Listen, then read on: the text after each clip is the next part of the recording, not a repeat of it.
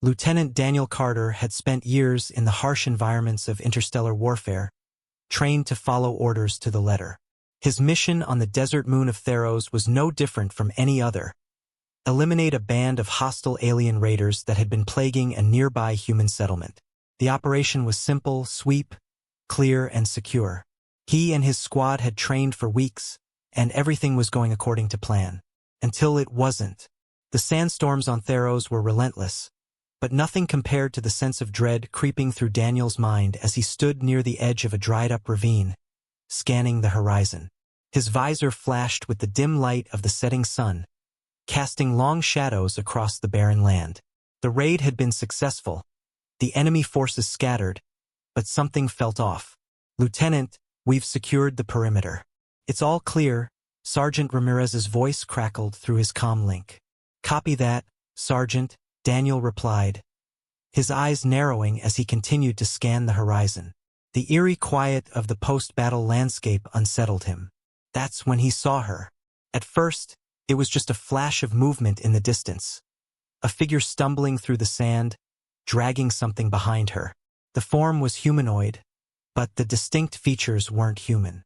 The alien woman was tall, with pale green skin, intricate silver tattoos on her arms, and hair as black as the midnight sky. She appeared to be struggling, her steps uneven, like she was wounded. "Lieutenant, what's your status?" Ramirez's voice came again, but this time, it sounded distant. Daniel barely heard him, his attention consumed by the injured alien figure. "Hold up," Daniel said, his heart thumping in his chest. His instincts screamed that something was wrong, but another feeling, a far more human feeling, compelled him to act. He adjusted his helmet's visor for better clarity and zoomed in on the figure. The alien woman collapsed just as he made out her shape. She was no longer moving. Her body sprawled across the hot, cracked earth. "Lieutenant, are you still there?" Ramirez asked again. Ignoring the comms, Daniel turned on his heels and started running. Every step felt heavier than the last, as though an invisible weight was pulling at him, urging him to do the unthinkable. Disobey orders. Risk his life. Risk the mission. "Lieutenant Carter, where are you going?" Sergeant Ramirez's voice grew more insistent, but Daniel didn't stop. His military training and all the rules he had followed for years no longer mattered in that moment. The only thing that mattered was the woman lying helplessly in the sand. He reached her in a matter of minutes, kneeling beside the alien woman. She was barely conscious, her breaths shallow and labored. His heart raced, and for the first time in his life, he wondered if this was what true compassion felt like. Without thinking, Daniel placed his hand on her shoulder, instinctively trying to comfort her. Her eyes fluttered open, revealing bright silver irises that shimmered even in the dim light of the dying sun. There was a hint of recognition but also a deep fear. "Hey," Daniel said softly, unsure of the alien's language but hoping his tone would be understood. "You're safe now. I'm going to help you." The alien woman weakly lifted her arm, pointing toward something in the distance. Her voice, though faint, carried a sense of urgency. My people," she whispered, but the words were broken and unintelligible. Her hand fell limply to the ground as her body seemed to shut down from exhaustion. Daniel took a deep breath, trying to steady himself. He knew the risks. Helping her meant violating his orders, which could cost him everything. But he couldn't let her die out here alone. "Damn it," he muttered under his breath. He glanced over his shoulder, catching sight of his squad in the distance, still finishing the sweep of the area. They hadn't noticed his absence yet. He had a window, just enough time to get her out of here before they realized he was breaking protocol. Lifting the woman into his arms, Daniel made his decision. "I'm not leaving you," he whispered to her as he started back toward the rocky outcrop where the shuttle would pick them up. As he moved, the weight of what he had just done began to sink in. He was deserting his squad, his mission, and his reputation as a soldier. But no matter how many times he played the scenario in his mind, his conscience remained clear. This was the right thing to do. Unbeknownst to Daniel, his choice would set into motion events that would change the course of history. His simple act of disobedience had already started a ripple through the galaxy, one that would shatter alliances, spark a war, and ultimately test the very notion of what it meant to be human. And as the alien woman's soft, exhausted breathing ticked in his ear, Daniel couldn't shake the feeling that this was only the beginning. The ride back to the landing site was nothing short of a blur. Daniel carried the alien woman as if she weighed no more than a feather, despite her tall, slender frame. His mind raced with the weight of what he had just done. He could still hear Ramirez's voice echoing through his comm, but he had shut it out. The voice of duty was drowned by the unrelenting voice of his own conscience. The sandstorm had picked up again, but Daniel didn't care. He could barely feel the burning sensation of the particles scraping against his suit. His focus remained on the injured alien girl, now unconscious in his arms. Every so often, she'd stir, a soft groan escaping her lips, but there was no waking her. By the time they reached the shuttle, Daniel's squad had noticed his absence. He saw Sergeant Ramirez standing at the rear hatch, his posture stiff, hands on his hips. "Lieutenant, what the hell are you doing?" Ramirez demanded, his voice laced with confusion and anger. The rest of the squad stood behind him, watching in silence. Daniel didn't answer immediately. He was already halfway into the shuttle, moving with purpose. He stepped into the sterile interior, laying the alien woman down on one of the medical beds. "Sir," Ramirez called out again, a note of desperation in his voice now. "Where's the rest of the enemy? What the hell happened to the mission?" "Forget the mission," Daniel snapped, his voice sharper than he intended. He turned back to face his squad, knowing that his words would resonate like a bombshell. "I couldn't leave her. She's injured, and she's alone." The room fell silent. For a moment, none of the soldiers moved. They stared at Daniel as if he had lost his mind. The protocol was clear. Any alien lifeforms, especially those on the hostile lists, were not to be helped. Any living enemy was a threat. But Daniel couldn't let that rule govern him. Not now. Not when there was a life in front of him that needed saving. "Are you insane?" Ramirez hissed, stepping forward. "You risked the entire mission, and possibly your career, for some alien?" "She's not some alien," Daniel shot back. "She's someone who's been left to die. I'm not going to just walk away from that." Ramirez shook his head, running a hand through his short, graying hair. "You better hope to hell your decision doesn't get us all court-martialed. We're going to have to report this, you know that, right?" Daniel's gaze softened for a moment, his frustration giving way to a weary acceptance. "I know," he replied quietly, "but I don't care. She deserves better than to die out there." A long silence followed as the rest of the squad exchanged uneasy glances. They were soldiers, hardened by countless campaigns, but Daniel's words struck a chord that few of them could ignore. They didn't speak, but the quiet sense of rebellion began to spread through the room like a whisper in the dark. After a long pause, Ramirez finally spoke again, his tone quieter, more measured. "So what now, Lieutenant? You've made your choice, but you better believe we'll have to deal with the fallout." Daniel nodded slowly, his eyes returning to the unconscious alien. "We do what we have to. We get her to safety. We figure out who she is and what happened to her people." Before Ramirez could respond, the medics moved in. They began working on the alien woman, scanning her injuries and stabilizing her condition. As the ship hummed to life and the atmosphere of Theros faded behind them, Daniel leaned against the side wall, his arms crossed. "What's her story, do you think?" Ramirez asked, a hint of curiosity in his voice. Daniel glanced down at the woman, whose features looked almost serene in her unconscious state. "I don't know, but we're going to find out." The journey back to the nearest human base took several hours. As they sped through space, Daniel's mind kept wandering to the mystery of the alien. The way she had pointed to something in the distance before losing consciousness, it had to mean something. When the shuttle finally landed in the hangar of the human military base, Daniel was the first to disembark. He couldn't wait to see her under proper care. The base medics had been alerted, and they were ready to treat her injuries. Still, as he followed the stretcher carrying the alien to the medbay, He couldn't shake the feeling that he was being watched. A large group of officials, mostly military and a few high-ranking members of the Intergalactic Council, had gathered near the entrance. Their faces were stoic, unreadable. Some looked at him with disapproval, others with curiosity. The tension in the air was thick enough to cut with a knife. Lieutenant Carter, one of the higher-ranking officers, Captain Hawk, called as Daniel approached. His voice was calm, but there was an edge to it. "We need to talk. Now." Daniel's stomach twisted. This was it, the moment where the consequences of his actions would catch up with him. "I'll be there in a moment, Captain," Daniel said, his voice firm. "Let them finish stabilizing her first. Then we'll talk." The officer's expression hardened, but he said nothing more. Instead, he gave a curt nod and stepped back, allowing Daniel to lead the way into the medbay. The alien woman was laid out on the operating table, connected to a dozen different machines. Her injuries were severe, deep gashes and burns from what appeared to be some kind of energy weapon. But what struck Daniel most were the markings on her body. They were like nothing he had ever seen before, intricate patterns that seemed to shift under his gaze.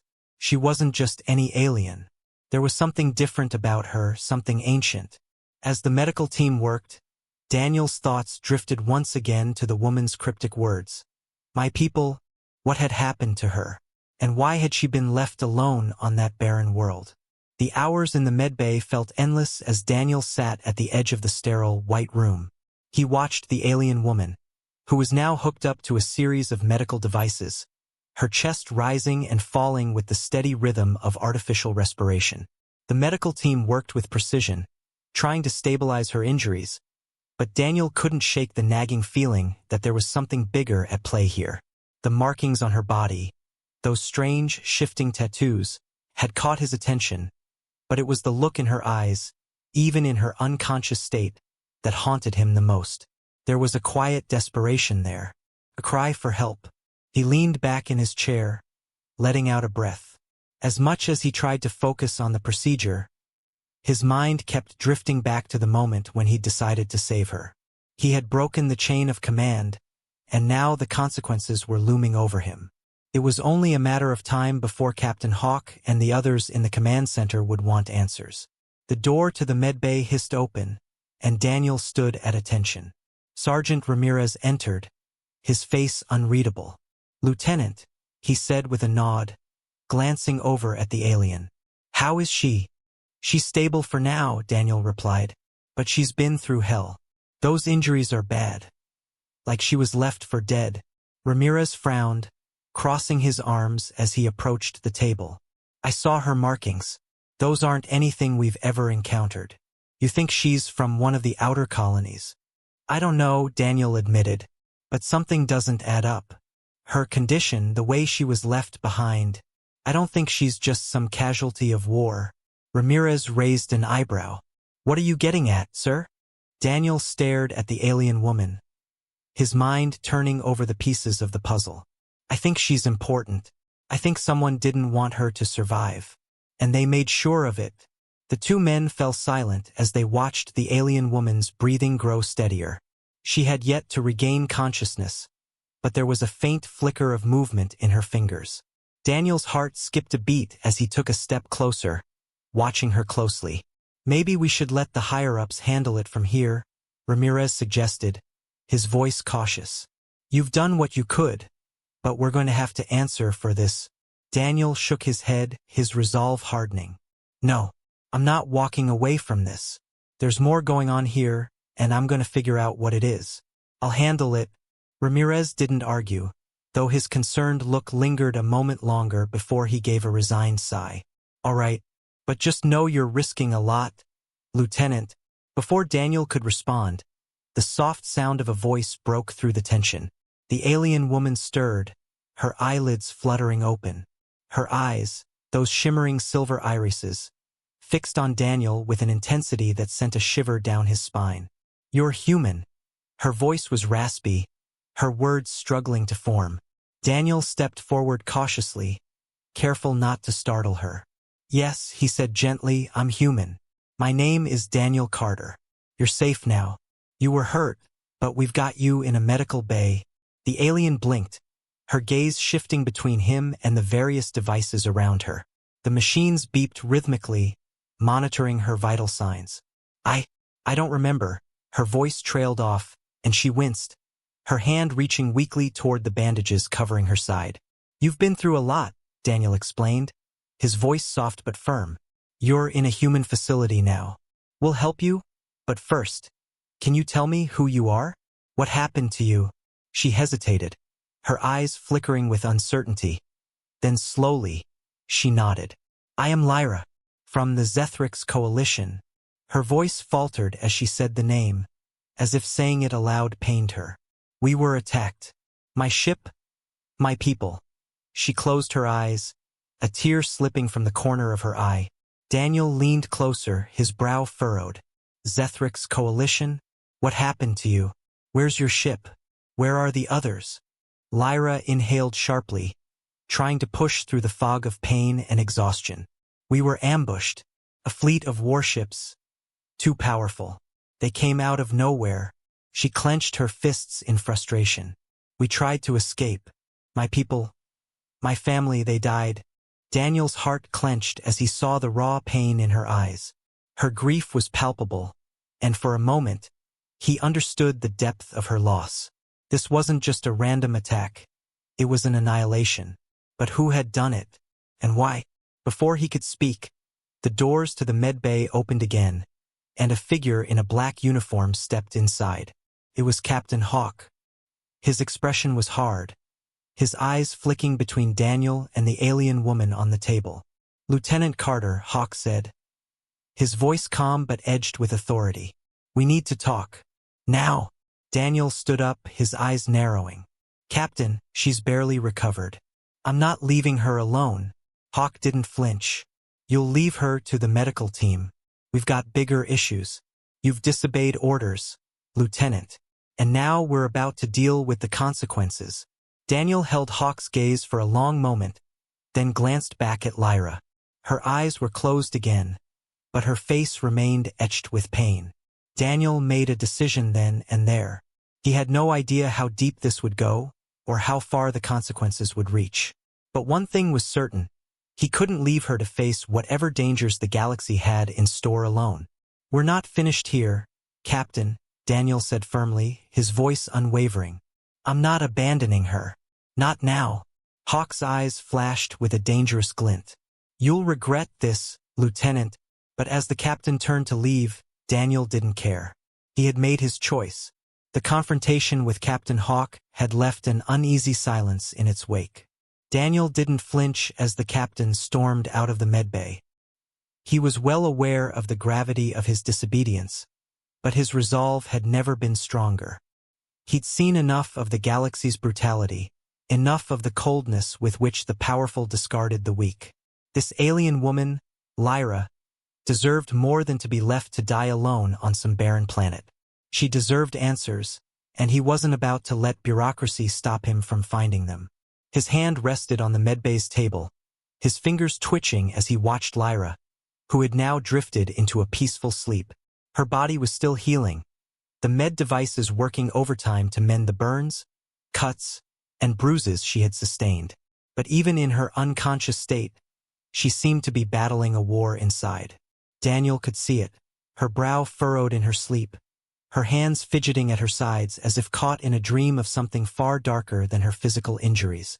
The silence was broken when Ramirez returned to the medbay, his steps hesitant as he entered. I heard the captain's orders, Ramirez said quietly, keeping his distance from the alien woman as though afraid of crossing a line. You sure about this, Lieutenant? You're putting your career on the line. Daniel didn't answer right away. Instead, he stepped closer to Lyra's side, watching the way her chest rose and fell with each breath. There was something almost fragile about her, despite her species' obvious physical advantages. The way she had fought to survive, the pain she had endured, it spoke volumes about the strength she had, both inside and out. I don't care about my career, Daniel finally said, his voice low and steady. I care about what happened to her. The Zethrix Coalition is gone. Ramirez. She was the only one left. We need to find out why. Ramirez hesitated, his eyes narrowing as he processed Daniel's words. So what? You think someone's targeting her people? A systematic wipeout? Daniel nodded. It's the only explanation that makes sense. This wasn't just some random skirmish or hostile encounter. Someone wanted her people gone, and they made sure of it. Ramirez sighed, rubbing the back of his neck. All right, I'll give you that. But what are we supposed to do now? We've got the whole military up our asses, and the higher-ups are already freaking out. If they find out you're making your own investigation, you'll have every enemy in the galaxy coming for your head. I'll deal with that when it happens, Daniel said, his tone resolute. We're going to keep her safe. First, though, we need to find out more about the Zethrix. Anything we can use to track down whoever did this. Ramirez looked skeptical but nodded. We'll need to keep a low profile. If the higher-ups catch wind of what you're doing... I know, Daniel interrupted. That's why we'll have to be careful. No one can know we're pursuing this, not yet. Ramirez lingered for a moment before speaking again. All right, I'll help. But you owe me big time for this, Carter. Daniel offered a tight smile, though his mind was already elsewhere. His eyes flicked back to Lyra. She was still asleep, but Daniel could feel that the clock was ticking. Every second they spent in the open was another moment closer to someone or something, finding them. The next few days passed in a blur of activity, though much of it was hidden from the eyes of the military command. Daniel worked closely with Ramirez, accessing restricted data files on the Zethrix Coalition, trying to piece together what little he could find. The higher-ranking officers had assumed he was simply coordinating logistics, overseeing the standard recovery protocol, but Daniel was far from that. He knew they were watching him, waiting for him to make the slightest misstep. They had no idea what he was doing, and Daniel was determined to keep it that way for as long as possible. In the quiet of their shared quarters late one night, Ramirez passed him a data pad. "This is all I could dig up," he said, his voice low as though to avoid being overheard. "Most of the records are classified beyond our clearance, but this..." He tapped the screen. "This might be important." Daniel scanned the information quickly, his eyes narrowing as he processed the data. The Zethrix Coalition had been a peaceful society, one that had flourished in the outer rim of the galaxy, far from the reach of most major powers. But the report contained something unexpected, a reference to a sudden and unexplained military campaign against the Coalition, led by an unknown force. "They didn't just attack the Zethrix," Daniel muttered, more to himself than to Ramirez. "They wiped out their entire fleet. Coordinated strike. And look here, there's a mention of something called the Ishkara Dominion." "Ishkara Dominion?" Ramirez repeated, his brow furrowing. "Never heard of them. They involved in this somehow?" "I think so," Daniel said, tapping the screen to bring up more data. "This Dominion, they're a shadow faction. No one really knows who they are or where they come from, but they've been making moves in the galaxy, and from the looks of it, they've been biding their time." He glanced over at Ramirez, who was staring at the screen, his face grim. "So what now?" Ramirez asked. "We know who's behind it, but where do we go from here? The Ishkara Dominion is nowhere near our borders, and we're not exactly equipped for an intergalactic investigation." "I know," Daniel said quietly, "but we have something they don't. We have Lyra." Ramirez looked at the alien woman, still resting in the medbay, her breathing steady, though Daniel could tell she was still haunted by memories of her destroyed people. Her people. Lyra's survival wasn't just a miracle, it was a key. "We'll need to protect her. Make sure she doesn't fall into their hands," Daniel said, his eyes hardening with determination. "We'll get to the bottom of this." As the night stretched on, the weight of their task settled in. Daniel knew they were walking a fine line, one wrong move and their lives would be in jeopardy. But his decision was made. He was going to find out who had killed the Zethrix, and he was going to make them pay. Lyra had become more than just an ally in this fight. She was his responsibility, and he would protect her no matter the cost. Days turned into weeks as Daniel and Ramirez continued their covert investigation into the Zethrix Coalition's destruction. The ship, the Seraph, had become more than just a vessel.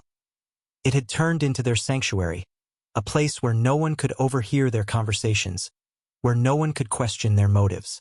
The crew had grown suspicious, but their suspicions had yet to form into anything concrete. For now, they were safe, but Daniel knew that safety was temporary. Lyra was still recovering. The medical team was careful with her, but they had their hands full with the more immediate concerns: battling infections, stabilizing her fractured bones, and repairing the burns that marred her silver skin. Yet Daniel could see that her physical wounds were nothing compared to the emotional ones she carried. At times, he caught her staring out of the medbay window, her eyes distant, as though she was searching the stars for something, or someone, she could never find again. It was one of those moments when Daniel entered the medbay. Lyra was sitting up, a blanket draped over her shoulders, staring out at the dark expanse of space. He paused, watching her for a moment before stepping forward. "Lyra," he called softly. Her head turned slightly, and her large, luminous eyes met his.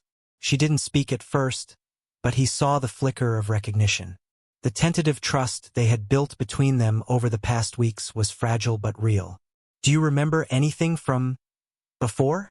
Daniel asked, his voice gentle, though he didn't expect much. Her memories, after all, had been shattered along with her people. Lyra's lips parted, but the words were slow in coming. "I remember the sounds, the screams."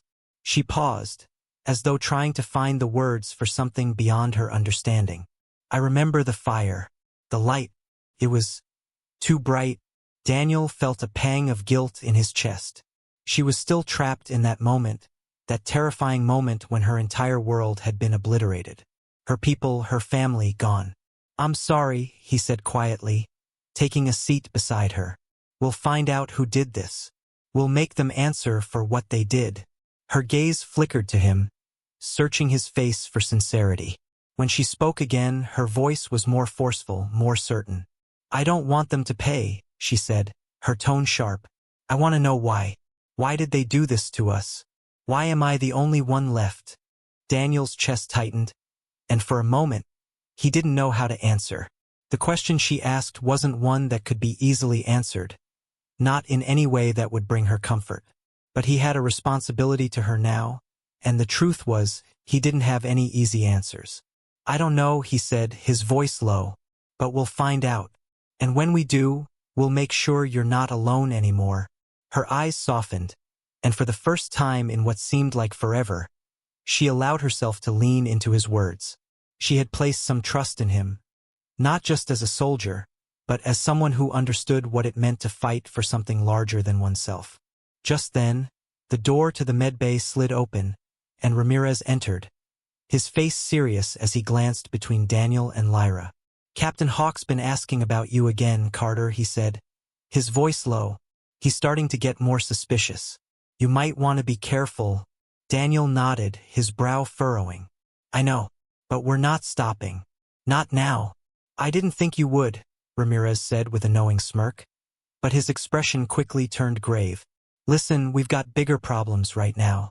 I ran another search through the Seraph's comm logs, and I found something." Daniel stood, his focus shifting to Ramirez. "What did you find?"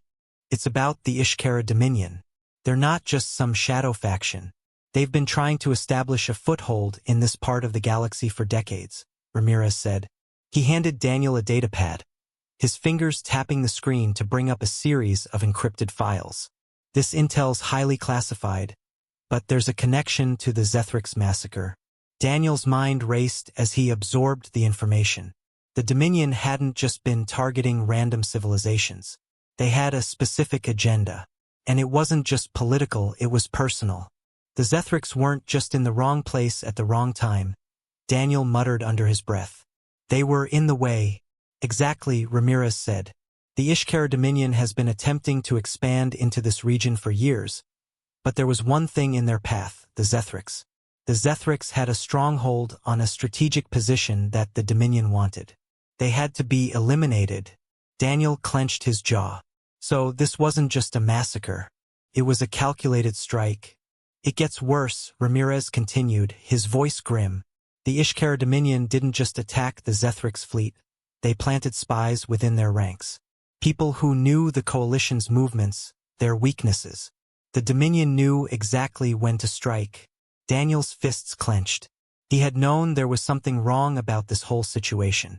It wasn't a random act of aggression. It was cold, precise, and deliberate. The Dominion had planned this attack for years, and Lyra, by some stroke of fate, had been the only survivor. Where does Lyra fit into all this? Daniel asked, his voice urgent. I don't know yet, Ramirez said, shaking his head. But if the Dominion was after the Zethrix for strategic reasons, and if Lyra was their only survivor, we might be looking at a much larger conspiracy than we thought.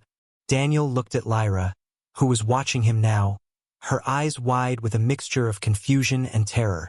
She didn't fully understand the weight of what was being said, but she felt it.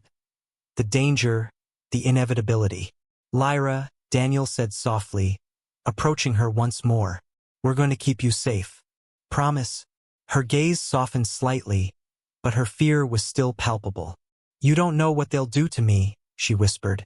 They'll come for me again. I'm the last. They'll never stop. Daniel took her hand gently, squeezing it reassuringly. Then we'll make sure they don't. The storm that was closing in on them was no longer something they could avoid. It was coming, fast and hard. But Daniel was determined to stand his ground. The quiet hum of the Seraph was all that filled the command center as Daniel, Ramirez, and the rest of the small crew prepared for what was coming. The data Ramirez had uncovered was enough to make anyone uneasy. The Ishkara Dominion wasn't just a power-hungry empire. It was a force that would stop at nothing to achieve its goals. And now, with Lyra in their care, they had a target on their backs. Daniel could feel the weight of the responsibility pressing down on him. But it wasn't just the mission that held him in its grip. It was Lyra. She wasn't just a survivor. She was someone he had come to care about deeply. The innocent young alien girl who had been abandoned to die was no longer just a victim. She was family. And he would do whatever it took to protect her. The crew had begun to prepare the ship, checking every system, making sure weapons were primed and shields were operational. The atmosphere on board had shifted from quiet suspicion to palpable tension. The Seraph was no longer just a ship, caught in the crossfire of intergalactic politics. It was now a ship of war. Captain Hawk wants us to rendezvous with the fleet in 3 hours, Ramirez reported, stepping into the command center. We can't avoid this any longer. We need to be ready. Daniel nodded. He'll know soon enough what we've uncovered. We'll have to face him, whether he's on our side or not. But what if he's not? Ramirez asked, his voice quiet. What if he's working with the Dominion? Daniel had considered that possibility. Hawk's behavior had been increasingly erratic, and the way he had brushed off Lyra's survival had always seemed odd. If Hawk had been aware of the Dominion's involvement from the start, it would make sense why he had been so keen to get rid of any traces of the Zethrix's existence. We'll deal with it, Daniel said. His voice was steady, but his mind was already racing through plans of action. First, we make sure Lyra's safe. Then we take on whatever comes. Ramirez gave a short nod, and then turned to the tactical console, already tapping in commands to prepare for their next move. As Daniel turned to follow him, his mind kept returning to Lyra. She had stayed in her quarters, no doubt retreating to the safety of the small space she had made her own. It didn't take long for Daniel to find her. She was sitting on the small bed, looking at a datapad in her hands. When she heard him approach, she looked up, her large, alien eyes meeting his with a quiet intensity. Are you ready for what's coming? Daniel asked, sitting down beside her. Lyra didn't answer immediately, but instead looked at the datapad, where detailed images of the Ishkara Dominion's fleet scrolled across the screen. They've been watching us, she said, her voice low. Since the beginning. Daniel's stomach twisted. How do you know that? I feel them, Lyra replied softly, her voice trembling slightly. I've always felt them. Their eyes are on me. Daniel could see the unease in her expression, the fear that still lingered. But there was something else there, too, a growing strength. She was no longer just the frightened girl who had woken up in the wreckage of her people. She was learning to fight back. I'll keep you safe, Daniel promised, his voice firm. No matter what happens. We're in this together. Her gaze softened, and for the first time since their journey had begun, she gave him a small, tentative smile. "Thank you," she whispered. But Daniel knew that words wouldn't be enough to protect her now. They had crossed a line, and the Ishkara Dominion wasn't known for showing mercy. They would stop at nothing to find Lyra and finish the job they had started all those weeks ago. 3 hours later, the Seraph had rendezvoused with the fleet. More ships had arrived than Daniel had expected. The situation was already becoming complicated. Captain Hawk stood at the front of the gathering, surrounded by officers and fleet commanders who were anxiously awaiting orders. Daniel stepped forward, flanked by Ramirez, his mind calculating. If Hawk was in league with the Dominion, this would be their final confrontation. If he wasn't, then they had a chance to rally the fleet against the true enemy. "Hawk," Daniel said, his voice steady, but carrying the weight of a man who had seen too much. "We know what's going on. The Dominion attacked the Zethrix coalition, and you've been covering it up." Hawk's eyes flashed with something unreadable, but his stance remained confident. "You don't know what you're talking about, Carter. This isn't the time or the place for such accusations." "It's not just an accusation. It's a fact," Daniel pressed, stepping closer. "The Dominion will come for us. They've already targeted Lyra, and they'll destroy anyone who stands in their way." Hawk's face shifted slightly, and for the first time, a flicker of unease passed through his expression. But then he shook his head, quickly regaining his composure. "You're wrong. You have no idea who you're dealing with," Hawk said, his voice cold. "But I can assure you you'll find out soon enough." Without warning, the ship's alarms began to blare. A shrill warning that sent a wave of panic through the crew. "They've found us," Ramirez said, his voice grim. Daniel's heart sank as the first of the Dominion's warships appeared on the display screen. It was as massive as it was terrifying, a dark silhouette against the stars, its weapons primed and ready. "Ready the weapons," Daniel ordered. "We don't have a choice anymore. We fight." The battle for survival had begun, and no one on the Seraph knew how it would end. But Daniel knew one thing for sure. He would protect Lyra, and he would fight until his last breath if that's what it took to ensure she was safe.